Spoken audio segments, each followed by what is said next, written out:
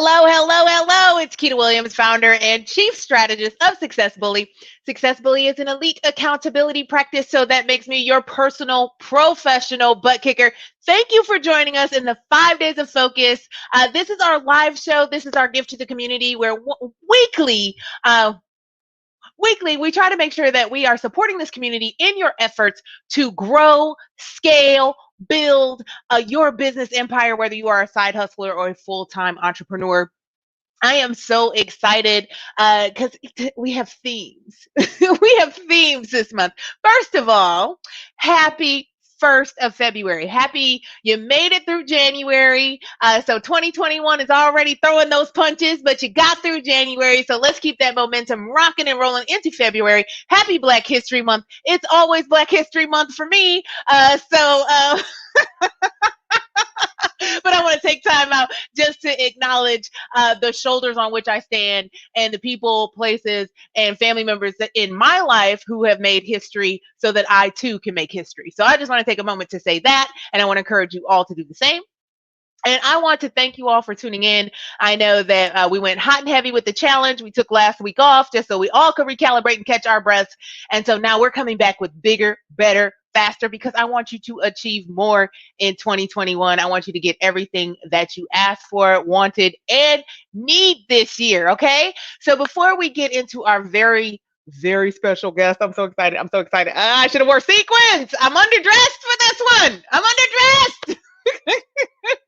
I do want to remind you that the 5 days of focus is a community dedicated to our side hustlers. We are dedicated to helping you scale your side hustle so you have the choice of transitioning out of your full-time employment into your own entrepreneurial desires and hopes. And so we are going to be building a lot of content and sharing a lot of best practices in the coming weeks and months just around how to do that, best practices, things that we've discovered. I am a corporate escape artist myself. So having done it, I'm happy to share what I have learned. Some of the things I bumped my head up against the wall. I don't need you to bump your head. So we have another challenge coming up on March 15th. If you have set your New Year's resolutions and you've already gotten a little wobbly, there's research out there that by the second week of February, 80% of people have abandoned their New Year's resolutions. So I want to invite you to our upcoming masterclass, which is on February 9th at 3 p.m. Pacific time, where we're actually going to be teaching you some of my best practices for sticking to your goals. So if you have already abandoned them or you're already, touch and go on your goals, join us for that masterclass on February 9th. If you need any support in this community, you have 2 amazing concierges to support you. Monica is your concierge. If you're, I forget the letters, y'all. Go ahead and comment. I already forgot it. I didn't write it down. I'm sorry. Monica is your personal concierge, as well as Cece. I am so delightfully human today. So introduce yourselves, Monica and Cece. Wave your hands. Let everyone know that you are available.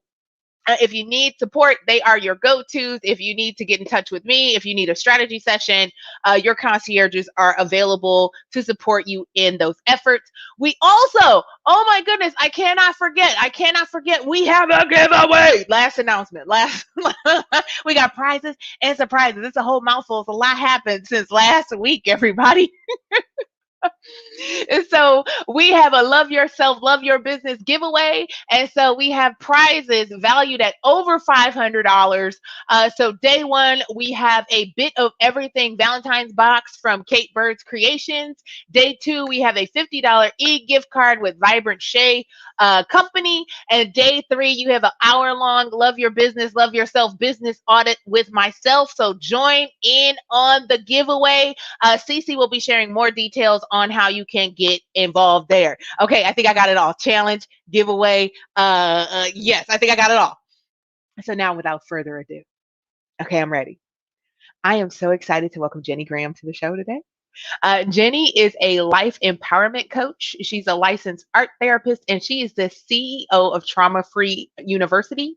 At Trauma Free University, she helps change agents with marginalized racial or gender identities to achieve empowered healing and emotional freedom to go from surviving to thriving in all areas of your life. So in all areas, that means personally, professionally, spiritually, mentally, all that.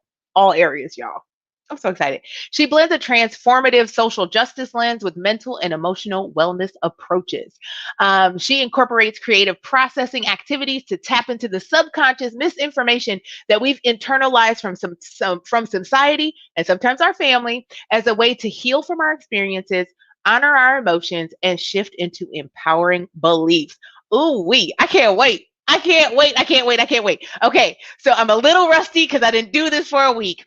So I'm going to welcome Jenni to the show. Come on, technology, work with me. Yay! You hear me? Hi! Hi, Jenni Graham. Hey, girl. It's so good to see you. It's so good to see you. Thank you for joining us. You're just as lovely as you want to be. So we appreciate you bringing all that fab. I'll do what I can. Thank you. Thank you.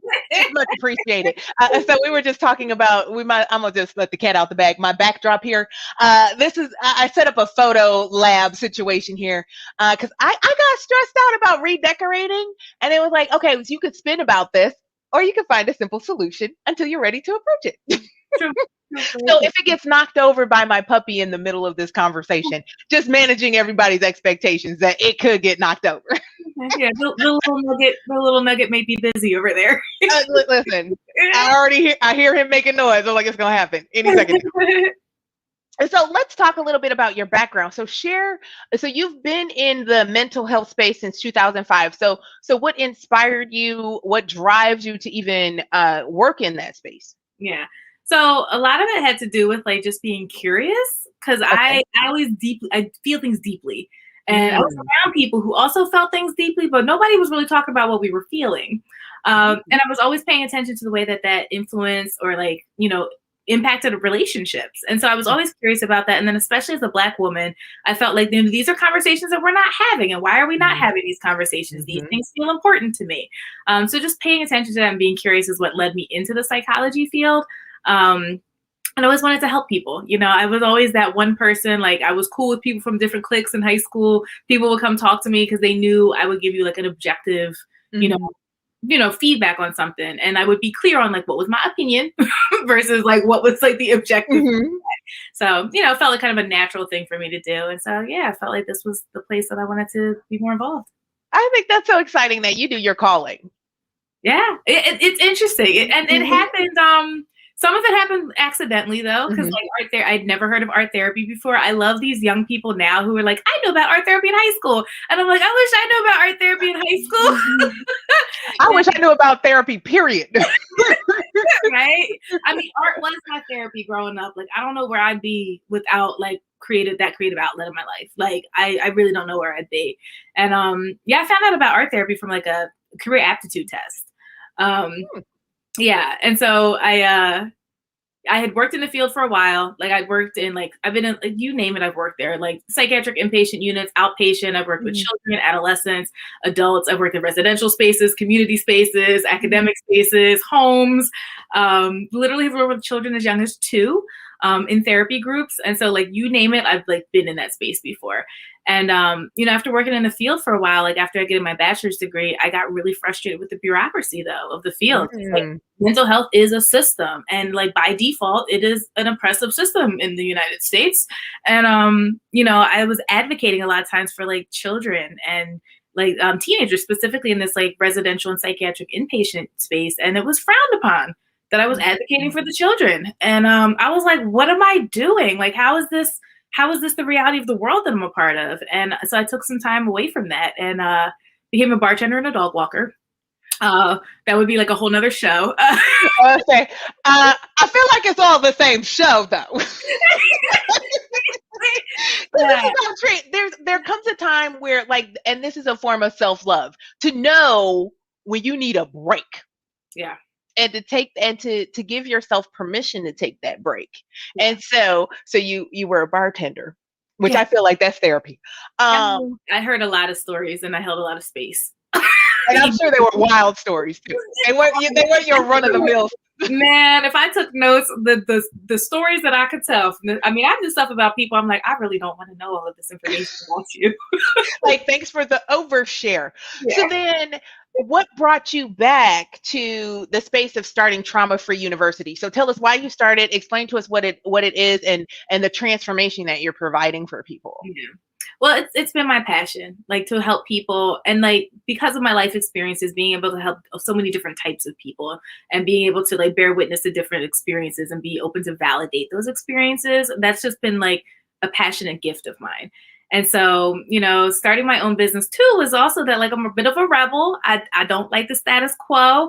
I'm not like, I know everyone in here, there are people who want to like get out of the corporate space or like make their side hustle their life. Like, that was me. Like, I could not imagine myself working for somebody, especially if my values didn't align with that person or the business or like what they said they were doing. I feel like there's a lot of that, they say they're doing the stuff, and then like in practice, you're like, there's a lot of disconnect. Like, this doesn't sound like the stuff. No, not at all. Like, I have thoughts and suggestions, but you currently don't want to implement those. Yeah, it was really like, I needed my own space. And like, I really wanted to create spaces where people could be fully seen for like the fullness of their human experiences. Once again, as a Black woman, like, there are so many different times where I've had to like justify or explain myself, or for people to really take me seriously and to listen to me. And we see that on national levels, like macro levels as well. And so I just know for like women, for people of color, we need those spaces where somebody is like not going to question our realities, where we're not going to be pathologized for having natural human responses to things. Like, people say like, oh, well, I got diagnosed with depression or anxiety. And it's like, well, you're Black in America. You probably would feel depressed or anxious sometimes. Like, those are human emotions, and and that's real. Yeah. And a lot of times people end up getting a diagnosis, and, diagnoses are helpful. The purpose of them is to inform treatment towards recovery, to get a person closer to wellness. However, diagnoses get thrown around so much. There's lack of like sharing with the people like why they have that diagnosis, what the purpose is. And a lot of times people don't realize that a diagnosis is a collection of symptoms, which are like natural human experiences and emotional responses. And they're just like a specific duration of time that impact certain areas of our lives. But like, you can have a lot of the emotions connected to anxiety, but not necessarily have an anxiety disorder. So, I feel like there was a need to have like a lot of like psychoeducation and really looking at the circumstances that people are living in and how that has impacted their mental and emotional health. I love it. Because I do think, especially, and I know that, we may or may not have had this conversation about the be better than good thing. That's a thing. Have you had that?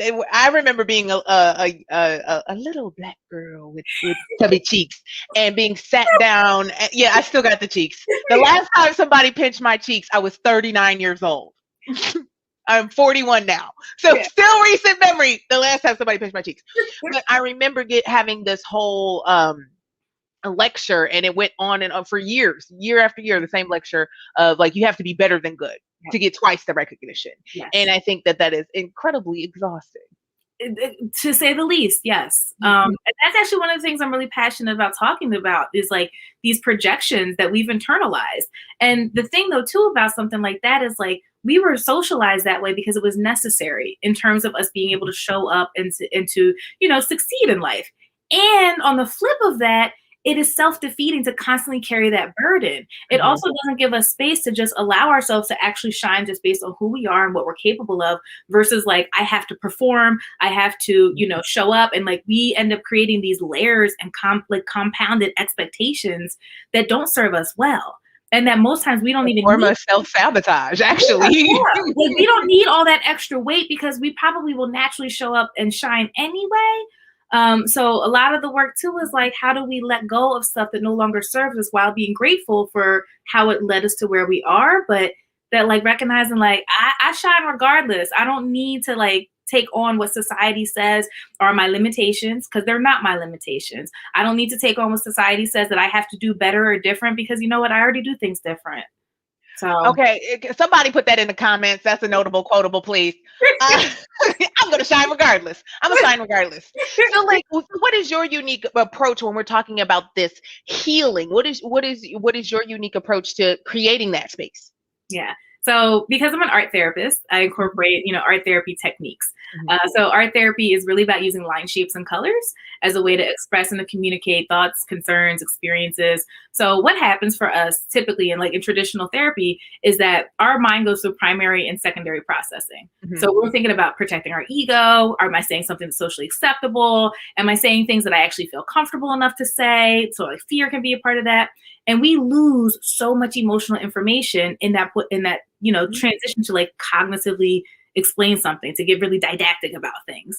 And so the art therapy really taps into that subconscious and goes beyond all of that other stuff that can get in the way, which are our natural like things that try to protect us. Those are like skill sets that we needed to protect us.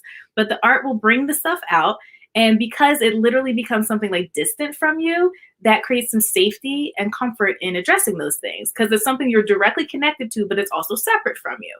So that gives us the space to be able to engage with whatever that subconscious content is, so that we can really get to the root cause of where it came from. Because I find so often with so many people, we're walking around holding on to stuff that legitimately is not our stuff at all. Tell them one more time, Jenni, for the people in the back. We are carrying a lot of stuff that's just not our stuff. And we really are walking through life functioning from those spaces. And so what happens is like we're unconsciously moving in ways that are inauthentic, or we're getting in the way of connecting to what's most authentic for who we are. So now let's talk about this. Where does this show up as a side hustler and business owner? Because I do think that, and I yell this, I like to yell on the internet. Sometimes. And cat locks too. I yell in email. Jenni got to yell in email. I'm excited too, bro. I'm excited too. Like you hear me yelling, y'all know what I'm talking about. But like I think that, and this is me yelling on the internet, that 80% of entrepreneurship is the mindset head game, and 20% is the actual execution. So if we're walking around carrying other people's stuff, how does that show up in our businesses? And how do we take this approach to healing and emotional health into our side hustles and our businesses? Yeah. So people talk about abundance all the time, but sometimes we're not talking about self-worth. Oh, tell them, Jenni, to the people in the back. Yeah, so we got to look at self-worth, and a lot of the times we don't realize, like, well, where did that even come from? Where did my sense of identity come from? And I share this kind of scary thought for some people, is that our core identity developed by the time we were 6. And you know where we got that information from? All the adults who were around us by the time we were from birth till 6. Until you sift through and look at that stuff, you're functioning from that space, regardless of what you want to pile on top. And I think that's the other thing too, is that we come from this approach of like, we gotta try more tasks. We have to do more things. We gotta add more. But so often it's the people gotta let go and sift through, because what is like the most amazing parts of who you are that will allow you to like claim your worth, to shine, to sparkle and shine on them, it's already inside of you. It's just that life experiences bog down and make it difficult to find those parts of yourself. So that's why healing is so important, because we need to literally create the space, and like everything. And like, I truly, truly, truly believe everything you need is already inside of you. Jenni just told y'all everything you need is already inside of you. You need to believe that. So then how do you, understanding, so what are some of you, when we think about our side hustlers, our badass boss ladies, and even our corporate climbers that are women that want it all, do it all, have it all, the idea of self-worth and abundance. So how do we take care of ourselves, but how do we build that self-worth? How do we make that more of a reality? Ooh, I'm ready for this mic drop. Jenni. And you know what? Like, talking about simple solutions, right? Daily action. Like literally daily self-care is literally you practicing and reinforcing that I am worthy of good things. I am worthy of joy. I am worthy of care. I am worthy of being nurtured. That's what daily self-care does. It exercises that muscle, and you begin to believe that about yourself, because you're actually feeling the experience. You're taking the time and committing to yourself. Because once again, we'll be real quick to invest in a lot of different things And none of those things are about like our mental and emotional well-being. None of those things are about emotional healing, because we can, like, especially successful people, we can make I moves. can buy a bunch of stuff to cheer Yeah. myself up. Yeah. Or we can like bulldoze through life, just making moves and winning the game, right? But it's like, well, how do you feel when you sit at home quiet by yourself on a Saturday night? Are you content? And a lot of times people are not. And we've seen that in society. People who have all the stuff, they have all the accolades, they have the success, they have all the skills, they have the team and all of that. But it's like, how do you feel inside when you sit quietly with yourself? Do you have intrusive thoughts about things that you're actively trying to ignore? It takes a lot of energy to ignore stuff. Indeed. You can be using that energy for something else, towards your business. Like it burns up a lot of energy to just try to like pretend that things are not bothering us. And then also what we're doing when we do that is we unconsciously invalidate ourselves. So tell them, Jenny. You're driving up my driveway, Jenny. Stop getting so personal. We can talk later. So personal. Because a lot of people don't realize that. Like if I'm constantly ignoring how I feel, if I'm constantly ignoring my needs, what I'm doing is I'm practicing invalidating myself. Ooh. And think about how compounded that is when we live in a society where, like, as a woman, as a person of color, you're already being invalidated for so many things. And then, so we've once again taken that on, we've internalized it, and then we replicate that cycle without realizing it. So daily self-care is really like taking the time to invest in me because I know I'm worthy of that. Jenny, I got the goosebumps from that one. I got the goosebumps. Thank you. So then I think that, and this is something that, like, I want another thing I'm yelling on the internet. Okay, self-care looks different for everyone. Oh, yeah. And it's not always burning candles in bubble baths. Don't get me started on that. Not that, I mean, if that's your jam. If that's what works for you. But yeah, right? Self-care is not a cookie cutter approach. That's like a pet peeve of mine, because people are like, why do this? And it's like, well, is that effective for you? And they're like, well, I don't know. Well, if it's not effective, don't do it. Just because other people say it's good for you. Even when it comes to business, I'll say, just because other people say it's good for you doesn't mean it's right for you. Jenny. So when it comes to self-care, I always say to think about it from an intentional space. And so there's like two main tips that I give for that. One is we have to think about the release and the invitation. Oh, so, go on. Okay, wait. Slow it down. Slow it down, Jenny. So release. What are we releasing? So you're releasing frustration. You're releasing the tension. You're releasing the overwhelm. Because we try to jump right to calm, but we're filled with the tension, and we're sitting there like this, like I'm self-caring. I'm trying to be calm, but your whole body's tense because you've done nothing to release it first. Okay. And that's where for some people are like, oh, meditation doesn't work for me, or like breathing exercises don't work. And it's like, well, they probably do work. It's just that you haven't done anything to release everything first. So any type of like physical activity, physical action is great. And simple, silly stuff is also really important, I think, in self-care. Because like as adults, we're taught that we're not supposed to be playful. But like some of the most creative people are playful. And like playing allows you to activate your imagination. The more you exercise your imagination, the more you're going to be able to create things that don't already exist. So we need to let go first. So release. Yeah. And so like I said, it could be physical activity. It may be journaling. Also keep in mind that journaling does different things for different people. For some people, journaling and like getting those words out is a brain dump, and people can let it go. There are some people though who may journal and it helps them to fixate on whatever's going on. Okay. So you got to be real with you and see like what works. Because I'm an art therapist, I'm a big fan of visual journaling. So literally like getting markers, crayons, colored pencils, and just scribbling, making marks on the page. You don't have to draw pictures, just scribble, turn the page, scribble, turn the page. It is very freeing because then I don't have to think about exactly what's on my mind that I'm stressed out about, but I get it out, and the visual ends up embodying the tension and the frustration that I'm feeling in my body. Okay, I like it. We start with release, and then you do the invitation of calm. So that's when we do like your meditation or your breathing, maybe your yoga. So it's really, I like to say to think about those two aspects of it first. And then the next thing is to think about like, mentally, emotionally, spiritually, physically, what do you need? And so this is taking that time to really connect with yourself and once again, validate your own needs, and then recognize, okay, which areas do I need to show up for the most? And then you start to think about your activities, like, well, what can I do to release? What can I do to invite? And then you begin to kind of create your own toolbox. And you pick a few activities, pick a time of day. Once again, everybody's self-care does not happen at the same time. Like, you can do stuff in the morning. You can do what I like to call transitional. So like in between activities or in between when you switch in hats, maybe the end especially for our side hustlers. Mm-hmm. Yeah. It's like to do a release and invitation activity before switching hats is great.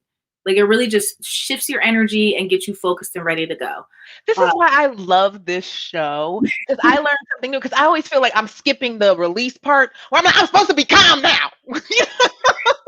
Yeah, and then I'm trying to self-care. Yeah, yeah, and then you wonder why you're taking a break. But let me look at this email real quick. Yeah, yeah.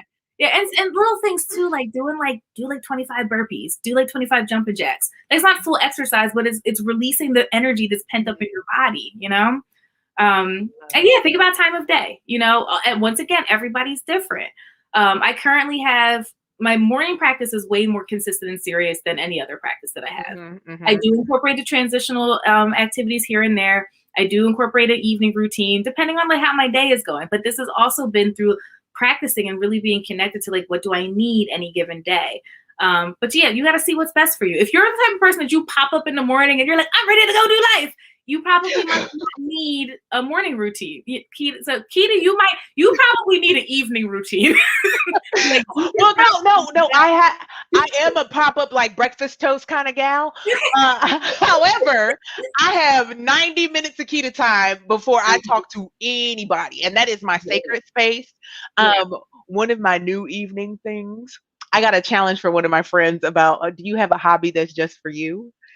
And so I suck at it. I totally suck at it, but y'all get ready. You'll see it on Instagram soon. I'm picking calligraphy.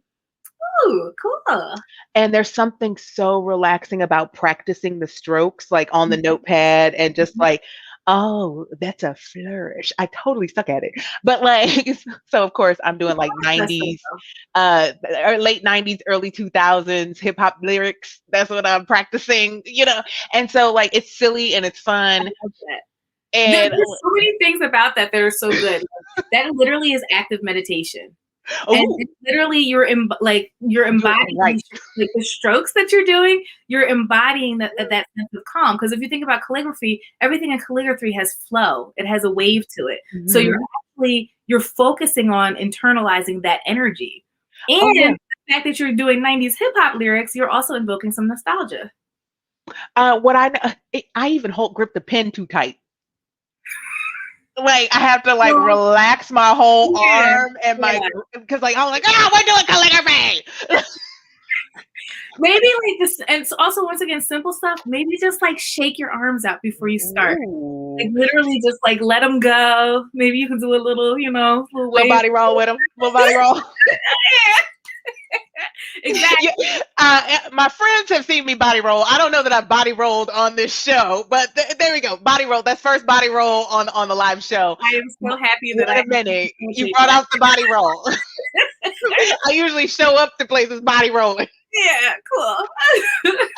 So then let's talk about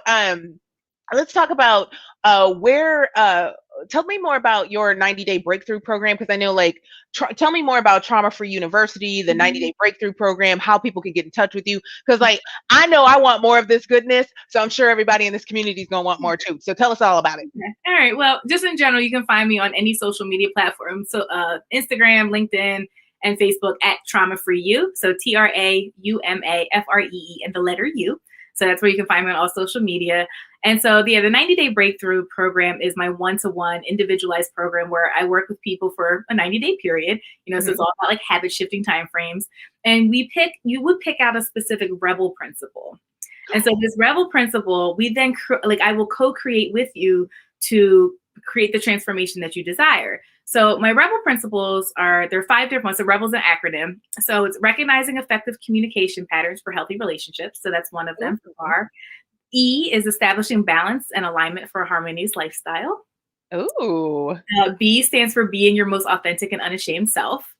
Yes. E is about experiencing emotional freedom with effective coping skills. And L is about living fully in your life's passions and purpose.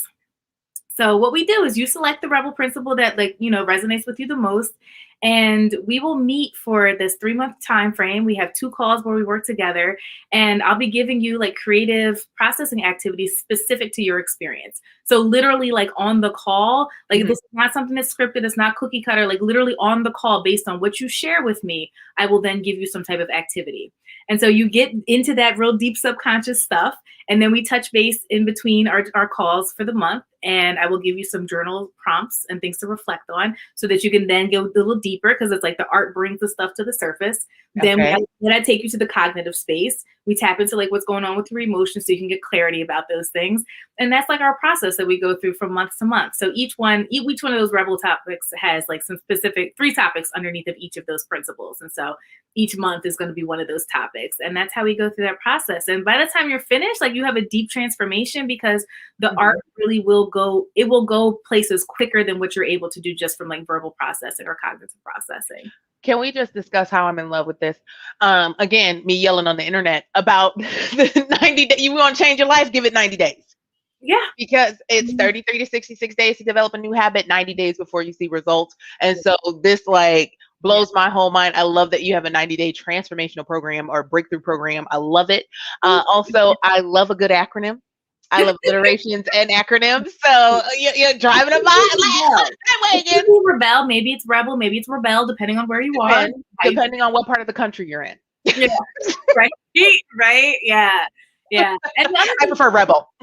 Me too. Yeah. And the other thing too is like you'll get some sustainable skills that you'll develop in this process. So part of it too is like I'm going to give you some concrete things like do these things and do these things on a consistent basis, or like implement this into your life. So you're also going to let a little self-care nuggets and tips and things like that, so that you can have like sustainable change. Because I think that's the other thing too is like I don't want you to just go through the process and you learn stuff. I want you to go through the process, learn stuff, and then have things that you're actively implementing. And so that's learn and do model. Yes. I love it. I love it. I love it. Okay. So now I got my like rapid fire questions. Okay. Wait, there's rapid fire. Yeah. Are you ready? Are you ready? I don't know if I teed this up. Okay. So now, again, I'm yelling on the internet again. Okay. So we don't talk about time management. We don't talk about time management because time management implies it has a choice. We believe in ruling your time, that you are the monarch of your time. You tell it where to go. It is your non-renewable resource. So you are in charge. You are the steward of your time. So then how do you keep it all in balance? Because I know you have a very full plate. So tell us some of your productivity hacks. You know, one of the ones, and I'll be totally honest, this can be challenging to lean into, is to take breaks. Ooh, oh. Again, driving up the driveway. It's so personal. You're so personal today, Jenni. Leave me alone. Because it feels counterproductive, you know? But what I have found from experience, and this is something I really invite people to like actually try this so you experience it. When you're in that moment when you're like, oh, I got to do the next thing, literally take even just 2 or 3 minutes to just pause and sit still, throw in some calming music, or just even throw on a song that's like 2 minutes long and listen to that and just be calm for a moment. And you actually then have more energy and more clarity and focus. So then you end up doing the activities that are on deck next. You can do them faster and more effectively. But what most times we're accustomed to, like, you just got pushed through, you push through. Go to the next thing. Yes. And what ends up happening is that you're drained. You're not as focused as you could be. And so then therefore you're not as productive, even though you're still getting the stuff done, but you're not as productive. And then you feel extra drained at the end. So like that's one thing that's been really helpful, and really taking the time to like incorporate that type of stuff into my daily schedule and incorporate it like at just like it's an appointment. Like my time to take care of myself, I honor it the same way I would honor an appointment with somebody else. Because then comes back that worth stuff again. Like, why should somebody invest in you if you don't even want to invest in you? Stop driving up my driveway, Jenni. You can stop honking the horn. Okay? I'm coming outside. I got it. I'm taking a break. Okay, fine. Yeah. Taylor told me the same thing. Take a break. Yeah, okay, I'm taking a break, everybody. Right. It doesn't even have to, and I think that's the other thing too. It doesn't have to be a long period of time for it to be effective. You literally could be still for like 2 or 3 minutes and you will experience a result from that. I love everything about this. Right after this, I'm taking a break, just so we all know. Okay, another 2-3 minutes. I'm taking a 2 to 5 minute break because I'm a real rebel. Okay, here's another one. Okay, ready? I ask everybody this. There's the double-edged sword of being brilliant. And so that is the because you're smart. You never run out of ideas. You never run out of ideas. And then there's the tendency to overthink because you have so many ideas. You diagram everything of it. So, what are your tips to our brilliant community? What are your tips on like narrowing that focus? Well, first things first, I always remind myself just because I can doesn't mean I should. Like first things first, right there. Just because you can. And one of the techniques I have a notebook of all of my brilliant ideas. I get the ideas, I save stuff. It's there. I'm like, one day I will get to it when the time is right. What's helpful too is to really think about what are your values. And keep in mind too that our values can shift depending on what season of life we're in. So kind of really look at like, well, what are my values right now? Then it's easier to make decisions that are more in alignment with what you value in this current season of your life. And like I said, it may shift. So what I find too is like there are always things that are like in alignment with my values. But when I really look at like everything that I'm trying to accomplish in this season of my life, it's like, is this connected to my values? Does this make sense based on what season this is? And if it's a no, then you table it. But you always be open to collect the information. Like I'm always like I save links all the time. I literally have documents that are just links of stuff. I save images. I write notes about things. But yeah, just hold on to that stuff and just trust that like either one, you will have the opportunity to take action on it, or two, you're going to build a team and somebody else is going to take action on it, or maybe you just put that idea together one day and sell it to somebody. Boop. There you go. Well, I have a world domination notebook. It's bedazzled. I love that. Bedazzled. I mean, as it should be. I would expect it's like, that's a good one. We can't do that right now. Just get all the details out. Yeah. Close the world domination notebook. Literally, sometimes I will wake up at like 3 a.m. like, oh, I have an idea. Has absolutely nothing to do with anything I'm working on in my life right now. Nope. But I will wake up, I will get it all out of my brain, write it down, and then keep it moving. Oh, okay. Hold on. We got a question from the audience. Hold, please. Monica coming in hot with the question. Any advice for our type A folks who are making a career switch and they're nervous about it? I would say engaging in self-care activities that treat that feeling of that nervousness or that anxiety and get to know where it is in your body. And then treat it specifically. So I'll even share a little bit of an experience in terms of like my own process of like identifying what's happening in my body, and it gave me more insight.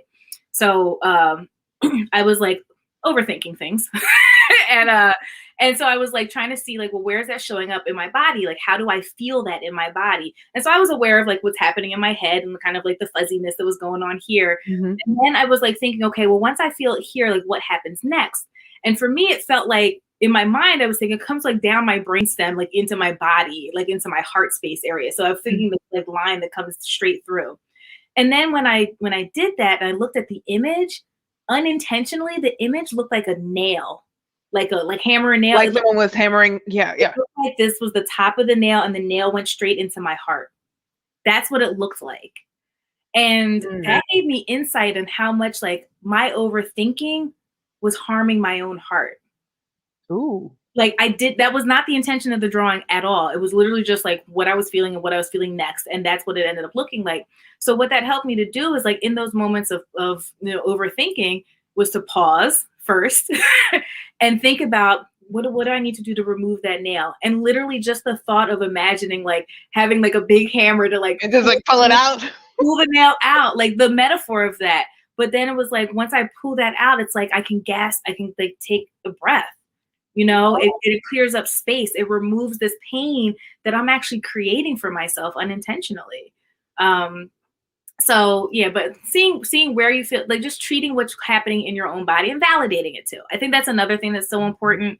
Like, don't fight how you feel. Acknowledge that you feel that way, because once again, that validation is key. I think Oprah even said at the end of her, listen, it's gospel if Oprah said it, okay? But at the end of like her last show, the people asked her like, well, what do you feel like people talked about the most? The main thing was people wanted to feel validated. But once again, going back to validate yourself. If you feel nervous, it's okay to feel nervous. Just validate that. And say like, I'm feeling nervous. Not I'm nervous, because I am nervous becomes identity. I am feeling. Create space for emotion, and emotions come and go. They don't ever stay the same. So claim it. Just I am feeling nervous, and like I'm feeling nervous in this part of my body. What can I do to help that part of my body relax? So literally just not even treating the thoughts, but treating your body and helping your body to calm itself. And that will then again, that will like literally like activate your parasympathetic. We can get like deep into it. It'll activate your parasympathetic nervous system. It'll help to decrease your stress response. But hello, Jenni. So that would be, validate how you feel. It's okay to feel how you feel. And treat what's happening in your body. I love it. Thank you so very much. Thank you. So this is your final mic drop, because I'm going to have to go back and rewatch this because I couldn't take notes because I was like doing the thing. Yeah, I mean, you can hit me up too. Like, I can't. I also can't get in touch with you. Obviously, now I can yell at you on the internet, but I got your email address. Yeah. So then, like, what is your final thoughts? What are your final thoughts? What is the golden nugget, or if you had to hand a gift box over to this community, what's the final gift you'd leave them with? I know you asked me this in the email. I didn't think about it ahead of time. I figured I'd go with the flow. I love it. Like I didn't prep. I'm like, I'm in it and present. Let's go. That says a lot about who I am, though. I'm here for all of it. Yeah. But you can see my tendency. I sent you prep questions so that it'll go the way I want it to. Yeah. I would say, honestly, you know what? I would say, this is gonna sound corny, but I would say to be gentle with yourself. Oh. Like create space for you to be human. Because I feel like that is one of the most challenging things, especially in a world that especially like working in corporate spaces that or like certain fields that they want to treat you like just an object moving through that space.